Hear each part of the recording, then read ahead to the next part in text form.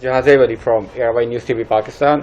Just wanted to have your comments on the role of Pakistan for the ongoing situation in Afghanistan. Well, as you know, Pakistan was engaged in the ministerial yesterday, and we heard from the Pakistanis very similar sentiment to what we heard from other countries that participated. And I don't want to speak specifically for Pakistan, but there was widespread agreement, including from our Pakistani partners, that the gains of the last 20 years should not be squandered. There was distinction broadly between broad issues like recognition and legitimacy and practical engagement.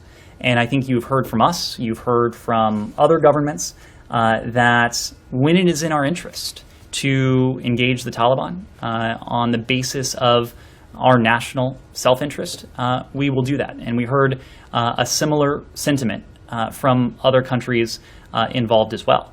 There was also the recognition from countries in the region that we needed to do everything we can to prevent a deterioration of the humanitarian situation in Afghanistan. And this is especially acutely held and felt by those countries bordering Afghanistan.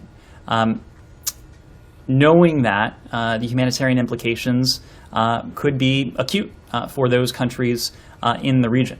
That's precisely why, even as we have undertaken a review and are reviewing any forms of bilateral assistance to the government of Afghanistan, we are continuing to provide humanitarian assistance to the people of Afghanistan.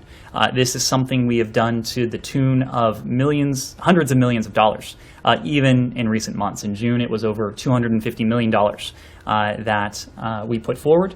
On July 31st, I believe it was, the president put forward $500 million, some of which is intended for internally displaced persons inside Afghanistan. We've been in regular touch with our humanitarian partners and providers on the ground, and there was some discussion yesterday in the ministerial of the conference that the UN Secretary General is pulling together on Monday to discuss this very issue and to see to it that countries around the world raise their ambition in what collectively we are able to do for the people of Afghanistan.